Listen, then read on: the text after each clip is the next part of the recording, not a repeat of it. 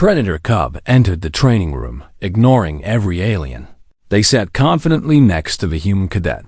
The training hall of the Galactic Academy was always busy in the morning. Cadets from 12 different species filled the large room. Some practiced combat moves. Others checked their equipment. The sound of strange languages mixed together like music from another world. Yuna sat alone in the corner. She was the only human in this year's class. Her small body looked weak compared to the massive aliens around her.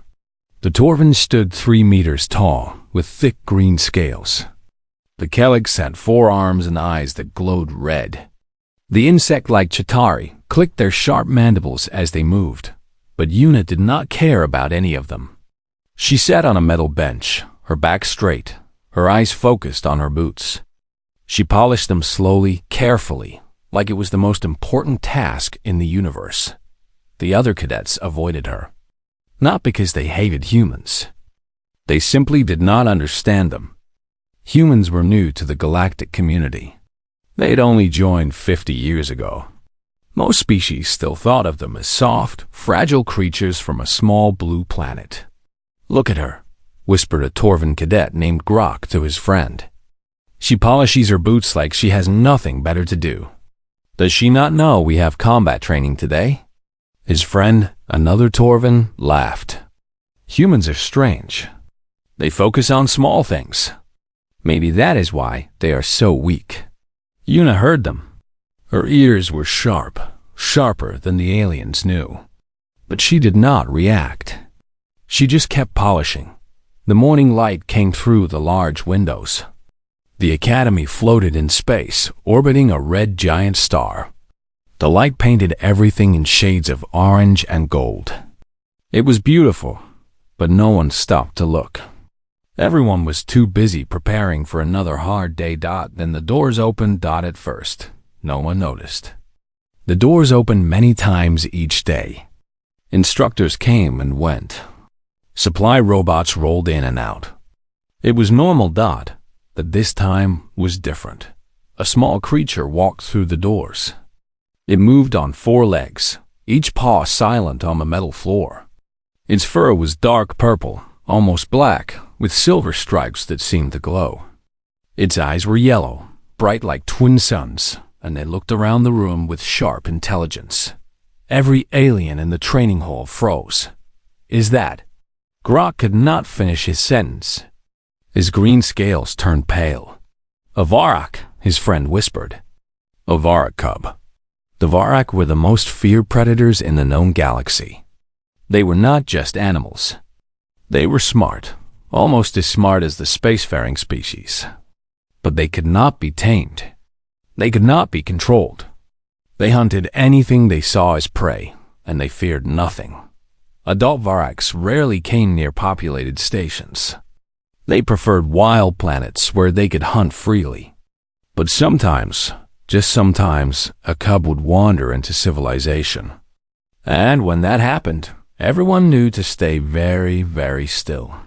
The cub was young, probably only a few months old. It was about the size of a large dog. But even at this age, its claws could tear through armor. Its teeth could bite through bone. Its senses could detect fear from 100 meters away. And right now, it was walking through the training hall. The Chitauri cadets stopped clicking. Their compound eyes tracked the cub's every movement, but they did not dare to move their bodies. One wrong twitch, and the cub might see them as prey. The Kellics backed away slowly. Their forearms hung loose at their sides. They tried to look small, harmless, not worth hunting.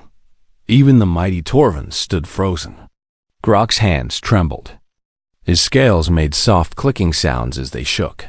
The cub did not care about any of them. It walked past the Chitauri without a glance. It ignored the Kellics completely. It passed the Torvins like they were rocks, uninteresting and unimportant.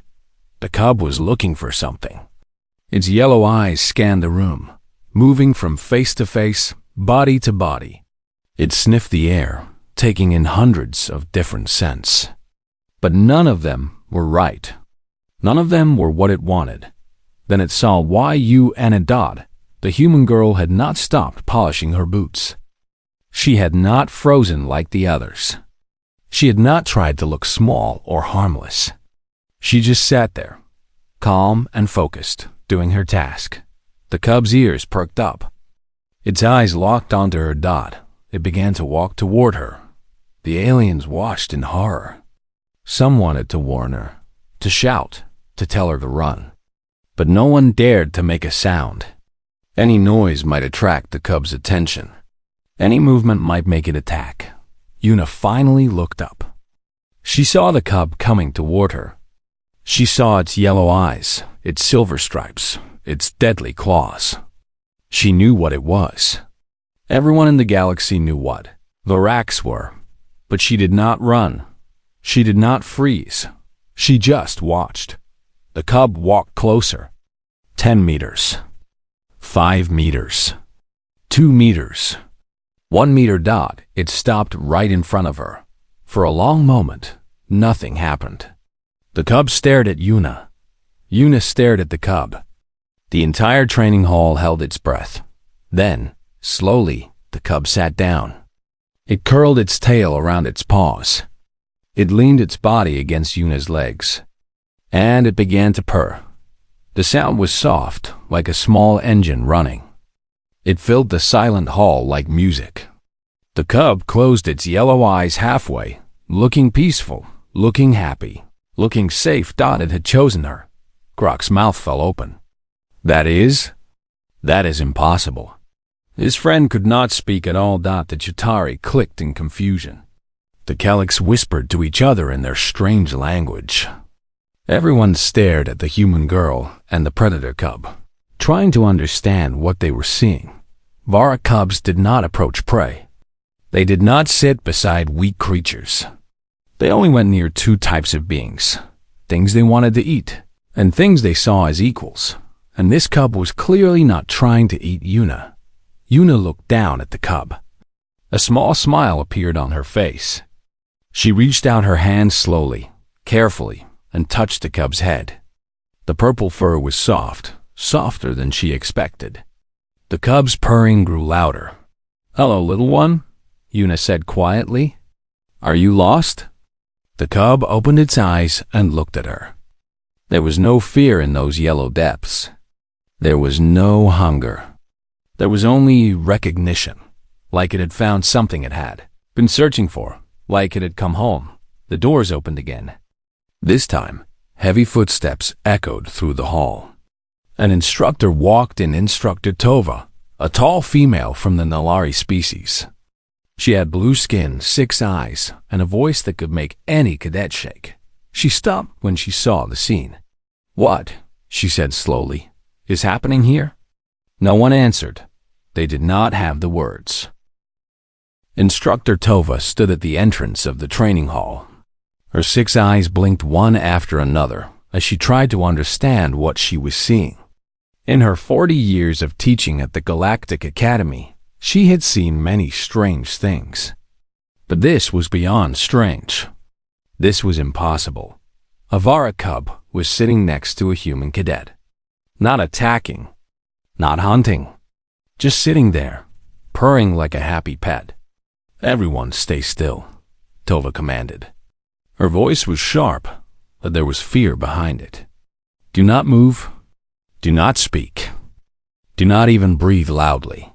The cadets did not need to be told twice. They were already frozen in place, watching the scene with wide eyes. Tova walked forward slowly. Each step was careful, measured. She kept her arms loose at her sides, showing no threat. Her 6 eyes never left the cub. "Cadet Yuna," she said softly. "Can you hear me?" Yuna nodded. Her hand was still resting on the cub's head, gently stroking its purple fur. "I need you to stay very calm," Tova continued. "Do not make any sudden movements. That creature is extremely dangerous." "I know what it is," Yuna replied. Her voice was steady, without fear. "It is a Vara cub." "Then you know it could kill you in seconds." "It could." Yuna looked down at the cub. It had closed its eyes now, fully relaxed against her legs. But it will not. Tova stopped walking. She was about 10 meters away now. Close enough to see everything clearly. Close enough to see the impossible. How can you be so sure? Tova asked. Yuna thought about the question. She was not sure how to explain it. There was something in the cub's eyes when it first looked at her. Something that told her she was safe. Something that told her this creature had chosen her for a reason. I just know, she said finally. Tova did not like that answer. She was a scientist before she became an instructor. She believed in facts, in data, in things that could be measured and proven. I just know was not good enough, but she also could not deny what she was seeing. The other cadets began to whisper among themselves. Grok, the Torvin who had made fun of Yuna earlier, spoke first. This does not make sense, he said. Varaks only approach things they see as equals or prey. Humans are neither. They are soft. They have no claws, no scales, no armor. How can a Varak see a human as an equal? Maybe it is sick, suggested a Chitauri cadet.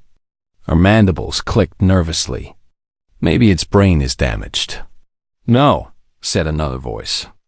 This one came from a Kelix standing near the back. His name was Torv, and he was one of the few cadets who had actually studied Varak behavior. The cub looks perfectly healthy. Its movements are normal. Its eyes are clear. There is nothing wrong with it. Then why did it choose the human? Grok demanded. Torv shook his head. I do not know. But there must be a reason. Varaks do not do anything without reason. The whispers grew louder. Everyone had a theory. Everyone was confused. But no one had an answer. Yuna ignored them all. She focused on the cub, watching it sleep against her legs. It was warm, warmer than she expected. Its fur was thick and soft, and she could feel its heartbeat through its skin. Slow and steady, like a drum. What is your name? She whispered to it. Do you have a name? The cub did not answer, of course. It was an animal, not a person. But Yuna felt like it understood her somehow. Like there was a connection between them that went beyond words. She decided to give it a name. I will call you Baram, she said. It means wind in my language. Because you are fast and free, like the wind. The cub's ear twitched at the sound. Its purring grew slightly louder. Yuna smiled. You like that name? Good. Baram it is. Instructor Tova watched this exchange with growing confusion. The human girl was talking to a deadly predator like it was a friend. She was giving it a name. She was petting it. And the cub was allowing all of this. It made no sense. But then again, humans never made sense. Tova had been teaching at the academy for 4 decades. She had trained cadets from over 100 different species. She thought she understood how different beings worked, how they thought, how they behaved. But humans were different from all of them. They were physically weak. Any species could see that. They had no natural weapons, no protective features, no special abilities. By all logic, they should be easy prey for the galaxy's predators. But they were not. Humans had survived on a planet full of dangerous animals. They had hunted creatures much larger and stronger than themselves. They had spread across their world and changed it to fit their needs. And now they were spreading across the galaxy, building colonies, making alliances, growing stronger every year. How did they do it? Tova did not know. But she was beginning to suspect that humans had something the galaxy had not yet recognized. Something invisible, something hidden, something that even the instincts of a Vara cub could sense. Instructor Tova, a voice came through her communicator. It was the Academy's AI system. We have detected a Varak life sign in the training hall. Security teams are on their way. Tell them to stand down, Tova replied quickly. The situation is under control. Are you certain? Our protocols require, I said, stand down. Tova's voice was firm. If armed soldiers burst in here, the cub might panic. And a panicked Varak cub could kill half the cadets in this room before we could stop it. There was a pause. Understood. Security teams will hold position outside the hall. Tova turned back to Yuna and the cub. Cadet, we need to figure out what is happening here. Can you stand up? Slowly, Yuna nodded.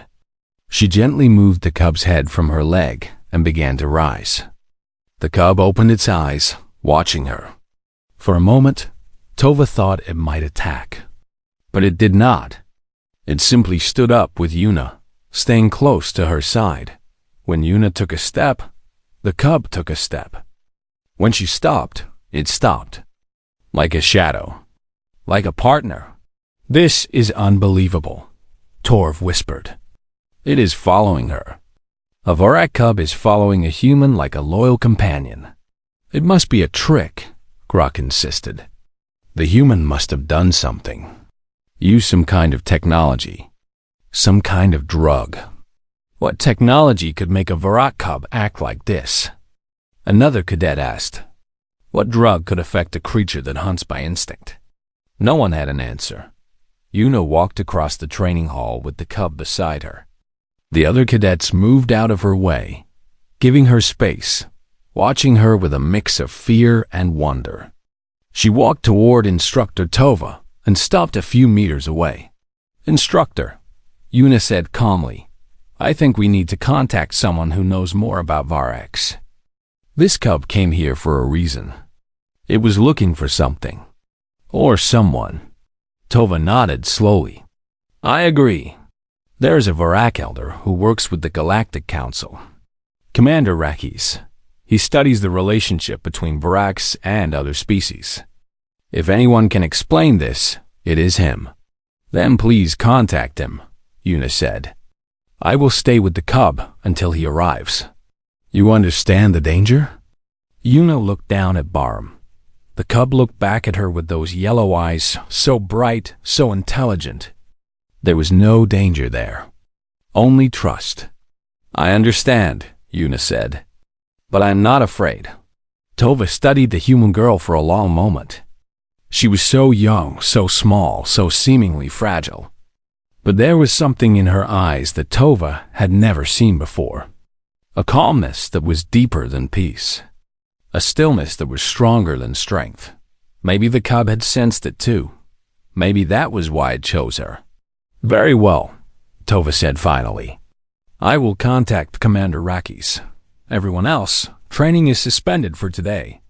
Return to your quarters and stay there until further notice. The cadets began to file out of the training hall, still whispering, still watching Yuna and the cub. Grok was the last to leave. He stopped at the door and looked back. The human girl stood in the center of the empty hall, the predator cub at her side. She looked small and alone, but somehow also powerful. Like she belonged there. Like she had always belonged there. Grok shook his head and walked away. He did not understand humans at all. The training hall was empty now, except for Yuna, the cub, and Instructor Tova. The silence felt heavy after all the chaos. Yuna could still hear the echoes of frightened whispers and shuffling feet. Tova stood near the door, speaking into her communicator. Her 6 eyes kept glancing back at Yuna and the cub, checking, watching, waiting for something to go wrong. But nothing went wrong. Barham sat next to Yuna's feet, calm and content.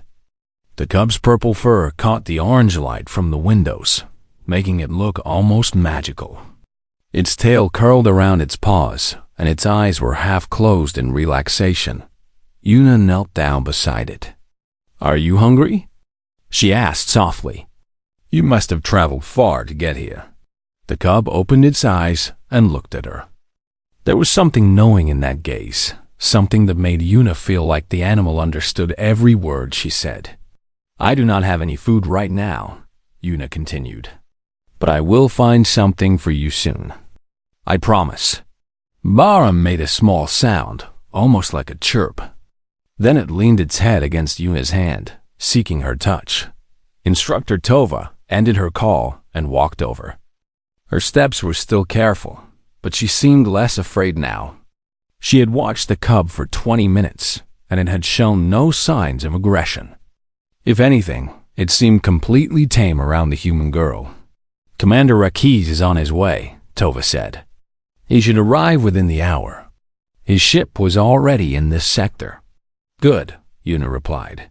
She did not stop petting the cub. I hope he can explain what is happening. Tova looked at the cub, then at Yuna. May I ask you something, Cadet?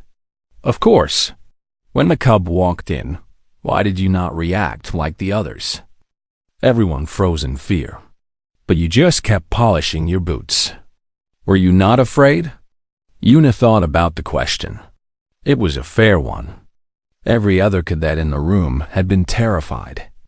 They had all heard stories about Varax, about how dangerous they were, about how they could kill without warning. Fear was the logical response, but Yuna had not felt fear. I was aware of the danger, she said slowly, choosing her words carefully. I knew what it was. I knew what it could do. But I also knew that fear would not help me. What do you mean? Yuna looked up at the instructor. On Earth, we have many predators. Lions, tigers, bears, wolves. We learned long ago that running from them often makes things worse.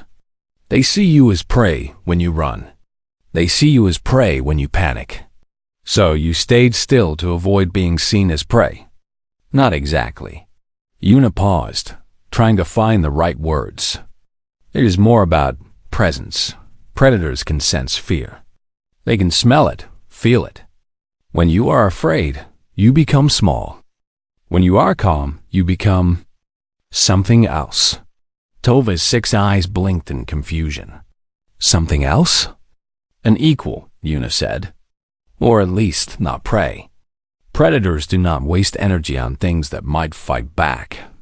If you show them that you are not afraid, that you are willing to face them, they often leave you alone. That is a dangerous philosophy. Perhaps. Yuna smiled slightly. But it has kept my species alive for thousands of years. Tova was quiet for a moment, thinking about this. The Nalari were not predators. They had evolved on a peaceful planet with few dangers. Their survival had come from intelligence and cooperation, not from facing threats head-on. But humans had evolved differently. Their world was harsh, full of creatures that wanted to eat them. They had no claws, no fangs, no armor. They should have gone extinct millions of years ago. Yet they did not. They survived. They thrived out, and now, a Varak cub had chosen one of them as its companion. An animal whose instincts had been perfected over millions of years of evolution. An animal that could sense weakness from a kilometer away. That cub had walked past dozens of stronger, more dangerous species. It had ignored the Torvins with their thick scales and powerful muscles. It had dismissed the Keleks with their 4 arms and quick reflexes. It had paid no attention to the Chitauri with their hard shells and sharp mandibles. It had chosen the soft, small, fragile human. Why? Tova was beginning to understand. The doors of the training hall opened again. This time, a different kind of being walked in. He was tall, almost 2.5 meters, covered in dark purple fur with silver stripes. His eyes were bright yellow, exactly like the cub's. He walked on 2 legs, but his body was lean and powerful, built for hunting. Commander Rakis had arrived. The Varak elder moved with a grace that seemed impossible for his size. Each step was silent, each movement fluid. His eyes scanned the room quickly, taking in every detail in seconds. When he saw the cub sitting next to Yuna, he stopped. For a long moment, he just stared. His yellow eyes went wide. His ears flattened against his head. His tail, which had been swaying gently behind him, went completely still. This cannot be, he said. His voice was deep and rough, like stones grinding together. Tova stepped forward. Commander Rakis, thank you for coming. As you can see, we have an unusual situation. Unusual? Rakis laughed, but there was no humor in it. This is not unusual. This is impossible. He walked closer, slowly, his eyes never leaving Yuna and the cub. Baram lifted its head and watched the elder approach. There was no fear in the cub's eyes, only recognition. Rakis stopped about 5 meters away. He knelt down on one knee, bringing himself closer to the cub's level. "Little one," he said in a softer voice, "what have you done?" The cub chirped in response. Rakis's ears twitched. He understood the sound, the language that only Varrox knew. His expression changed from disbelief to something else. Something like wonder. "Commander," Tova said, "can you explain what is happening?" Rakis did not answer immediately. He stood up slowly and looked at Yuna. His yellow eyes studied her face, her posture, her hands that still rested on the cub's head. He breathed in deeply through his nose, taking in her scent. "What is your name, human?" he asked. "Yuna?" "Yuna." He repeated it slowly, like he was tasting the word. "Do you know what this cub has done?" "It sat next to me," Yuna said simply. "I do not know why. It did not just sit next to you." Rakis shook his head. "It chose you. It bonded with you. Among my people, this is the most sacred act a cub can perform." Tova gasped. "Bonded? You mean like a life bond?" Rakis confirmed. Arak cubs only bond with one being in their entire lives. Once the bond is made, it cannot be broken. The cub will stay with its chosen partner until death. It will protect them, hunt for them, fight for them. But why would it choose a human?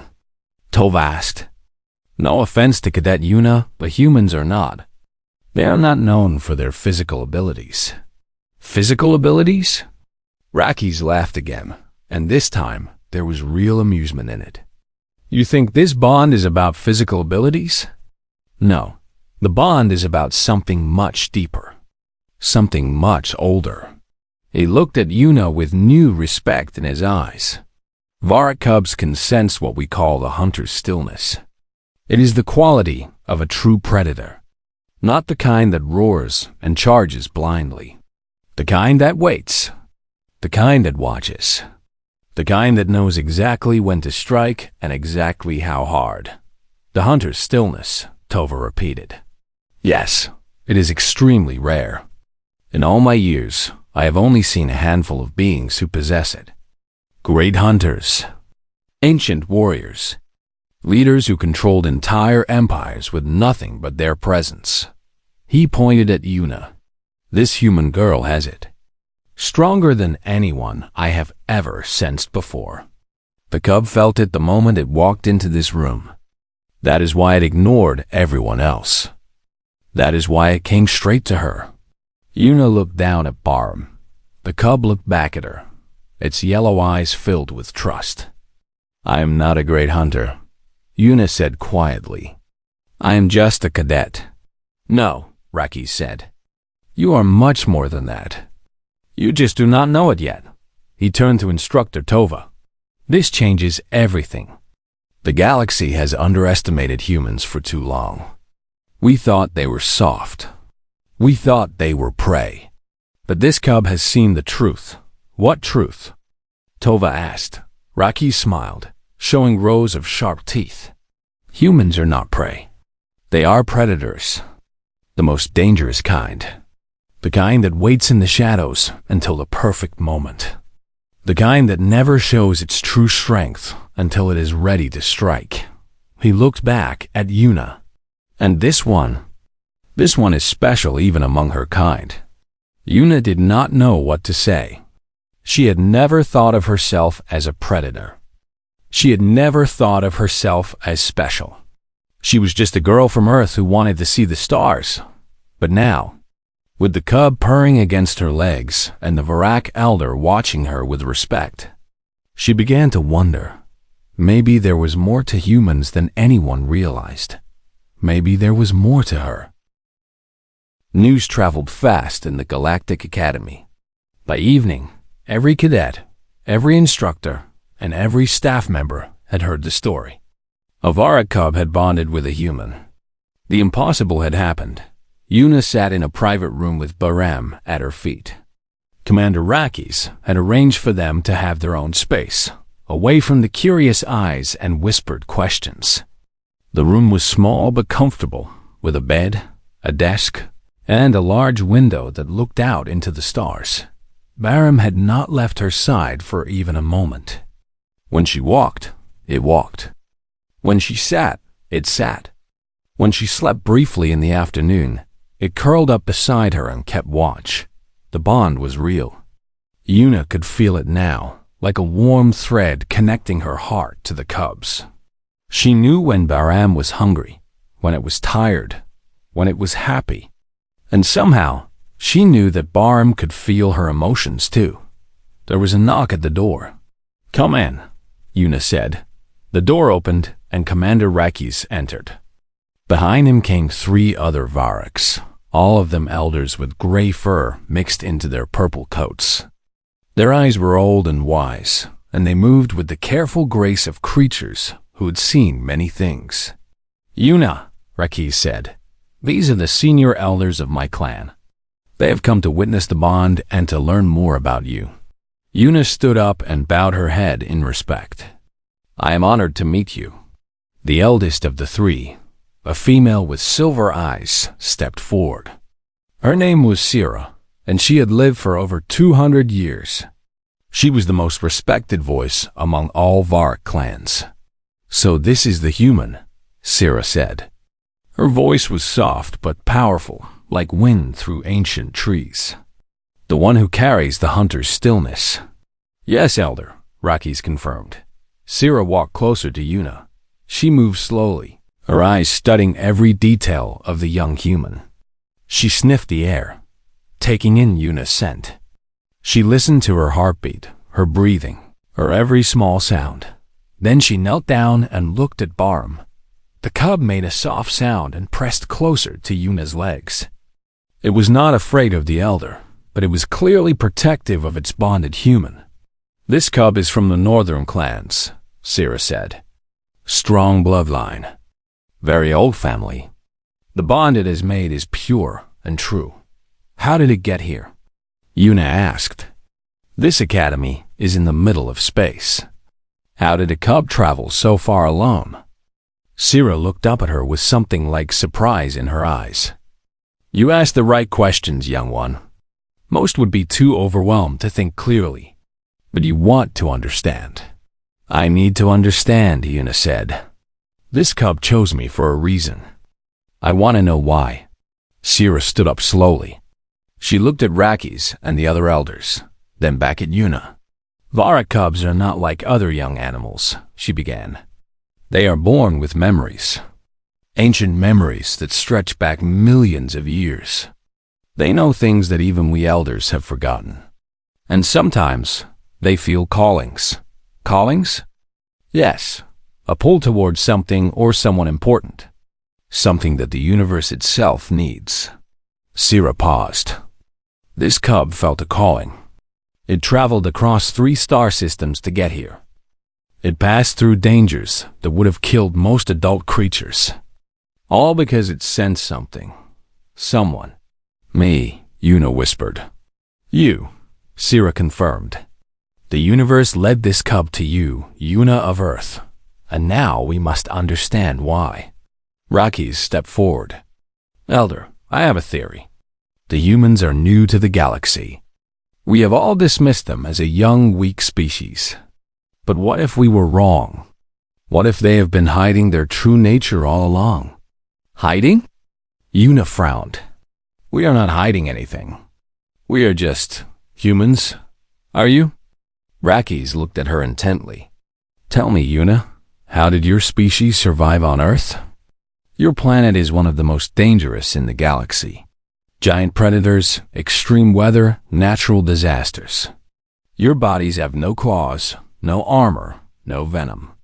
By all logic, you should have been wiped out millions of years ago." Una thought about the question. She had never really considered it before. Survival was just what humans did. We adapted, she said. We used our brains. We made tools. We worked together. Yes, Raki said. But there's more to it than that. I have studied human history. Your ancestors did not just survive. They dominated. They hunted creatures 10 times their size.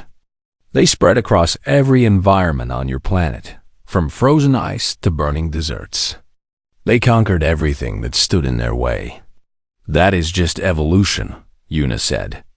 Every species adapts to survive. No, Sira shook her head. Not like this. Most species find a place in their ecosystem and stay there. They become part of the balance. But humans broke the balance. You did not fit into your world. You changed it to fit you. Una did not know how to respond to that. It was true, she supposed. Humans had changed Earth more than any other species in history. Forests had become cities. Rivers had become power sources. Even the climate itself had been altered by human activity. Was that something to be proud of? Or something to fear? The hunter's stillness, Sira continued, is not just a quality. It is a sign. Among our people, it marks those who are destined to change the world. Leaders, conquerors, visionaries, those who shape the future with their will alone. And you believe humans have this quality? Una asked. I believe humans have it in abundance, Sira said. More than any species we have ever encountered. But you have hidden it. Or perhaps you have forgotten it. You act like prey animals, soft and harmless. But underneath, she tapped her chest. Underneath, you are hunters. The most patient, most persistent, most deadly hunters in the galaxy. The words hung in the air like a challenge. Una felt something stir inside her. Something old and deep. Something that had been sleeping for a long time. Bahram felt it too. The cub's ears perked up, and its eyes grew bright. It could sense the change in its bonded human.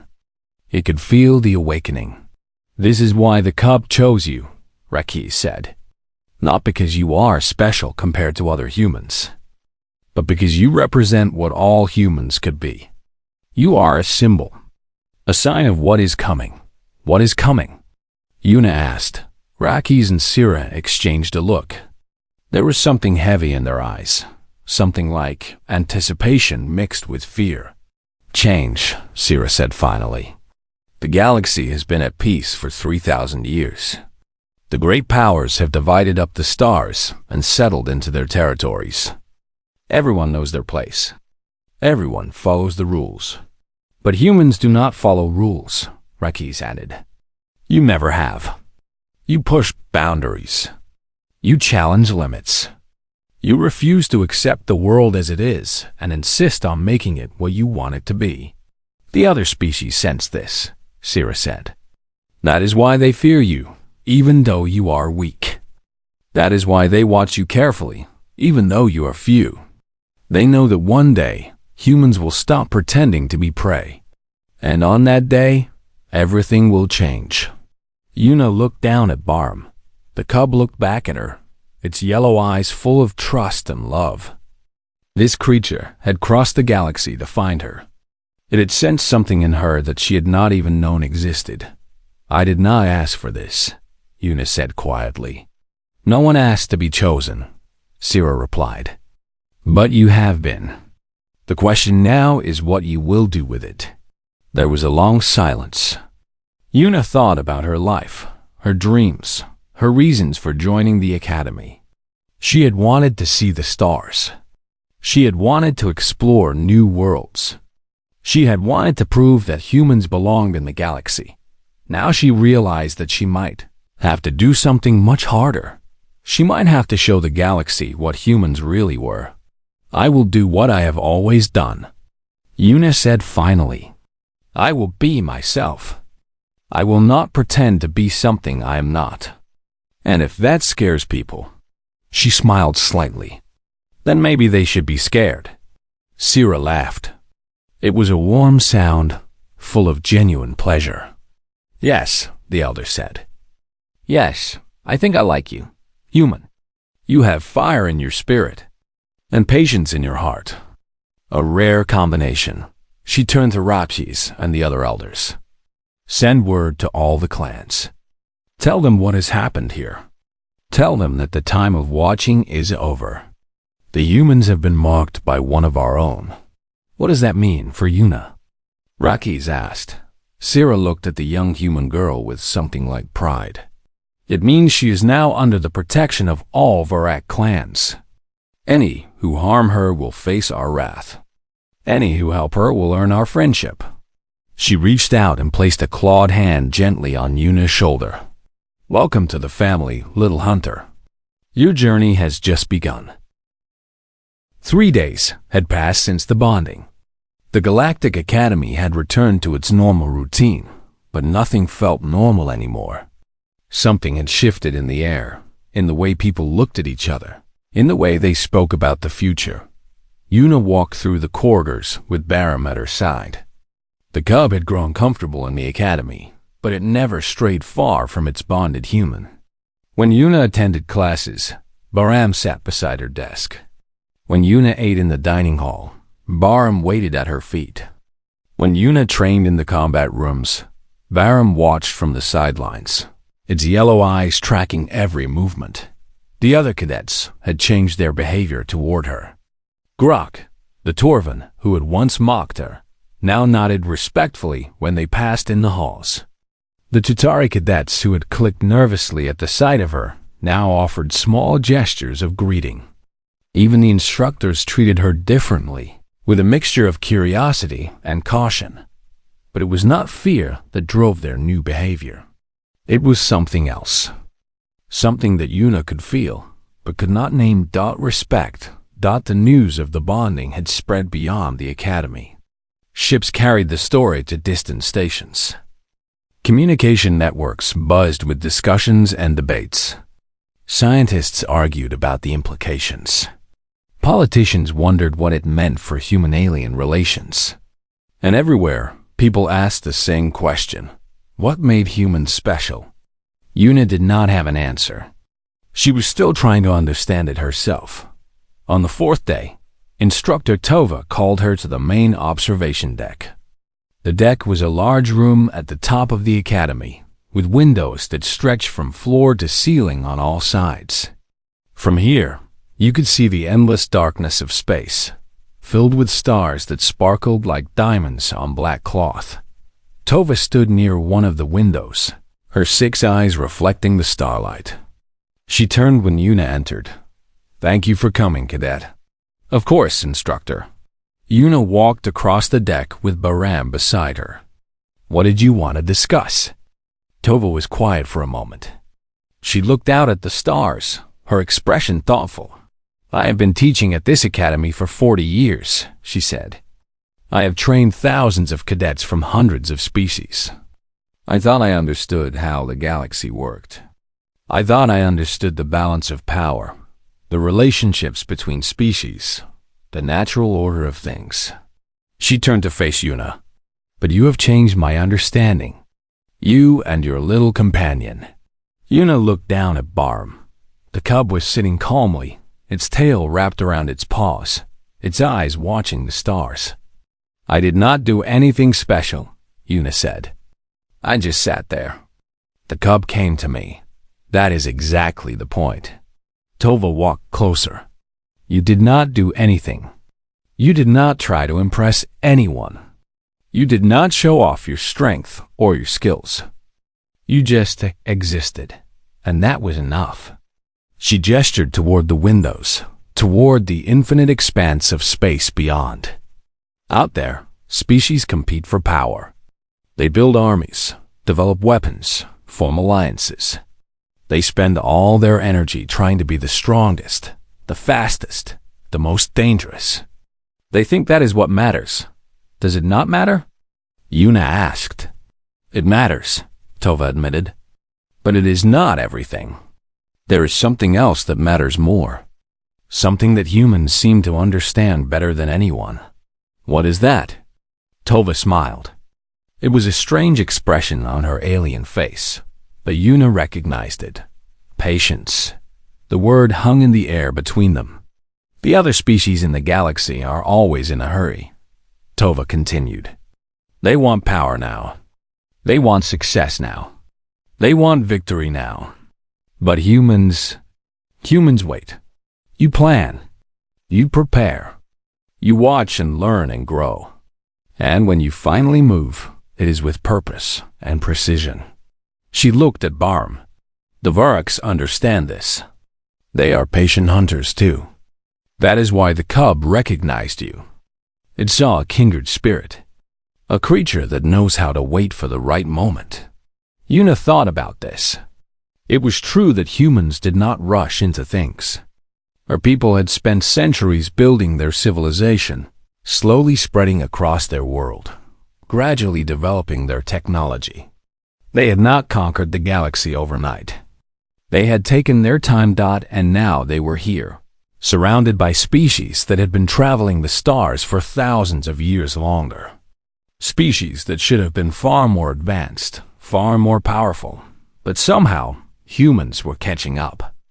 Somehow they were earning respect. Somehow they were becoming important. What does this mean for the future? Yuna asked. Tova walked back to the window. She looked out at the stars with an expression that was hard to read. It means change, she said. The balance of power in the galaxy is shifting. Species that have dominated for millennia are beginning to worry. They see humans growing stronger every year. They see human colonies spreading to new worlds. They see human businesses competing with their own. Are they afraid of us? Some are. Tova nodded. But others are curious. They want to understand you. They want to know what makes you different. And a few...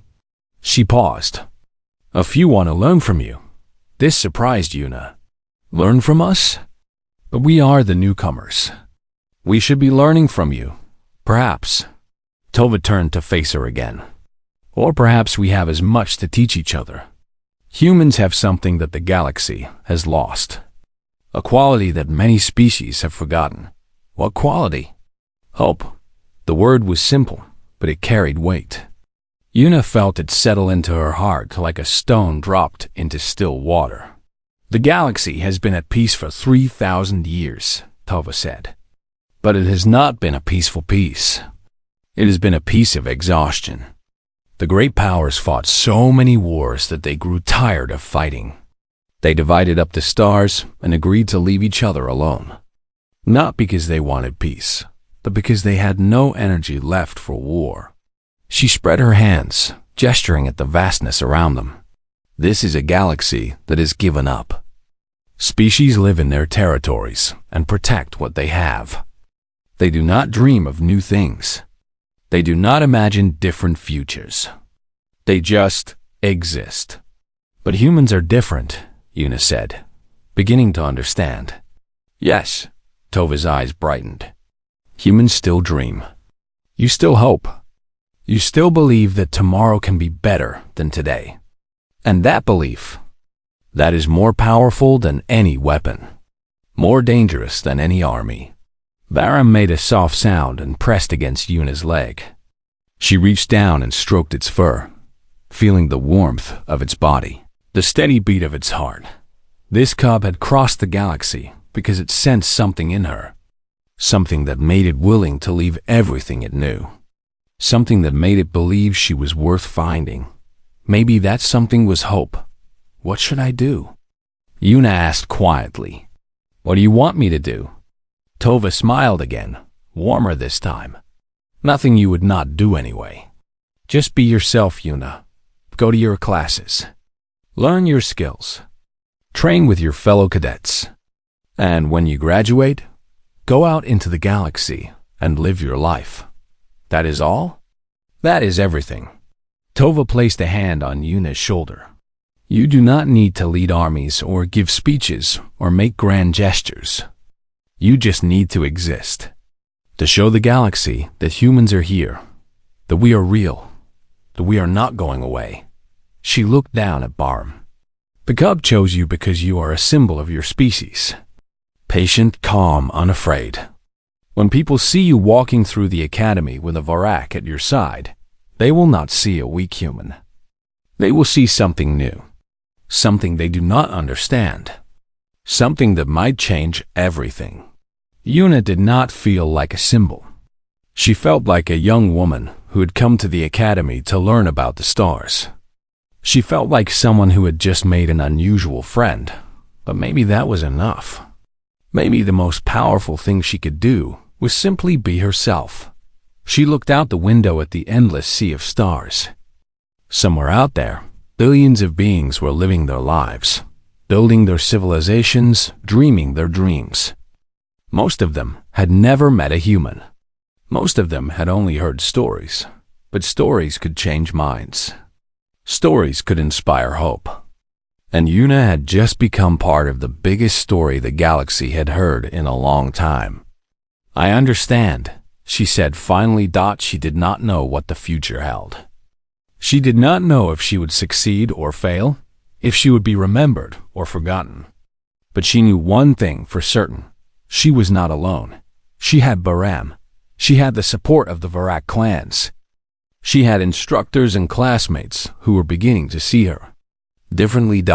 And she had something that no one could take away from her. She had the hunter's stillness, the patience to wait, the courage to act, and the hope to believe that tomorrow could be better than today. Barham purred against her leg, sensing her emotions through their bond. The cub's eyes reflected the starlight, bright and full of promise. Come on, Yuna said softly. Let us go see what the future holds. They walked away from the observation deck together, the human and the predator, moving through the corridors of the academy like shadows in the night. Behind them, the stars kept shining.